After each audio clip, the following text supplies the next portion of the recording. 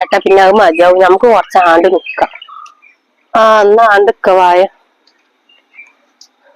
എന്നിട്ട് എന്തൊക്കെ ചായയും കടിയൊക്കെ ആയോ?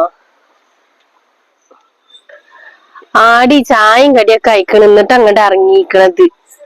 ഞാൻ എന്താ രാവിലെ നീച്ചപ്പോ തേങ്ങ ഇല്ല, കറി എന്തേലും മക്കാച്ചിട്ട് നോക്കിയപ്പോ തേങ്ങ ഉണ്ടായിരുന്നില്ല. അപ്പൊ ഞാൻ എന്നാ പറമ്പൊക്കെ ഉണ്ടായാരാ വിചാരിച്ചിട്ട് അങ്ങനെ ഇറങ്ങിയതാ.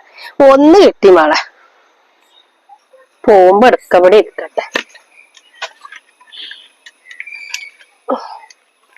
ആ ഞാൻ എന്താന്നറിയോ, അവിടെ നിന്ന് വർത്താനം പറഞ്ഞു ഓള് കേട്ടുങ്ങാണ്ട് വന്നാ പറയും ഇല്ലാത്ത കാര്യങ്ങൾ പറയാന്ന്. എനിക്കിപ്പൊ എന്തേലും അവസ്ഥ ഉണ്ട് എന്റെ മകളെ പറ്റിട്ട് ഇല്ലാത്തത് പറയാന് എടങ്ങറായിന്ന് പറയാലോ മോളെ. നീ പോക്ക് പഠിച്ചാൻ പോണെന്ന പോള് പറയുന്നത്. ഏജൊന്ന് പറഞ്ഞ് മനസ്സിലാക്കി കൊടുത്താളുടെ പെണ്ണിന്. അതന്നെ പറഞ്ഞത്, മാപ്പിള മരിച്ചിട്ട് ഒരു 40 കൂടി കഴിഞ്ഞിട്ട് അതിന്റെ മുന്നോട്ട് പഠിക്കാൻ പോവുക. ആൾക്കാരെ കൊണ്ട് പറയിപ്പിക്കല്ലത്. എനിക്ക് വെജ ആൾക്കാരിടയിൽ നാണം കെട്ട് തലേക്കൂടെ മുണ്ടിട്ട് നടക്കേണ്ട അവസ്ഥ ആവുകയാണാവുന്നു.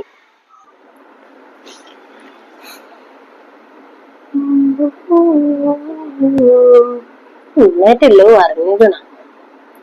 അങ്ങനെ അറിയാനുള്ള ന്യൂസൊന്നും ഞാൻ കൊടുത്തിട്ടില്ലല്ലോ. പുറത്തുനിന്ന് വർത്താനം കേൾക്കണം.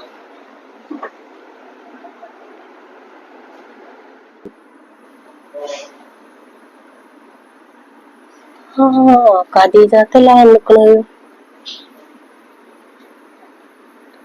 നിന്നെ പറ്റിട്ട് തന്നെയാണ് അപ്പൊ വർത്താനൊക്കെ എല്ലാം അറിഞ്ഞിക്കണു.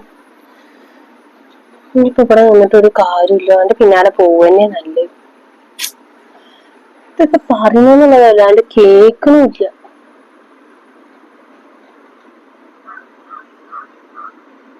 നമുക്ക് നല്ല സംശയം ഉണ്ട് എന്തായാലും. ഇനി ഇവിടെ നിന്നിട്ട് കാര്യമില്ല.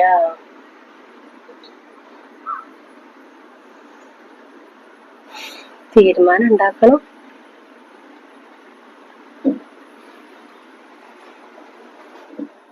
എന്താ ഈ കുട്ടി ഇങ്ങനെ ആയാല്? ഇവൾക്ക് ചെലപ്പോ അവിടുന്ന് തന്നെ ഉണ്ടായിട്ടുണ്ടാവൂലേ അതേ കുട്ടി ഇങ്ങനെ ചെയ്യാൻ കാരണം ഉണ്ടായിട്ടുണ്ടാവുക. അല്ലാതെ ഇപ്പൊ ഒരു പ്രശ്നമൊന്നും ഇപ്പൊ കാണുന്നില്ല. ഇജ്ജ് പറഞ്ഞ പോലെ കടോ ഒന്നും കാണുന്നില്ല. ഇങ്ങനൊന്നും ചെയ്യാൻ പാടില്ല എന്ന് പറഞ്ഞ് മനസ്സിലാക്കിക്കോളാം. ഇക്ക് വെജഞ്ഞോളെ പറഞ്ഞ് മനസ്സിലാക്കാനൊന്നും, ഞാൻ മനസ്സിലാക്കി മടുത്തുക്കണ്.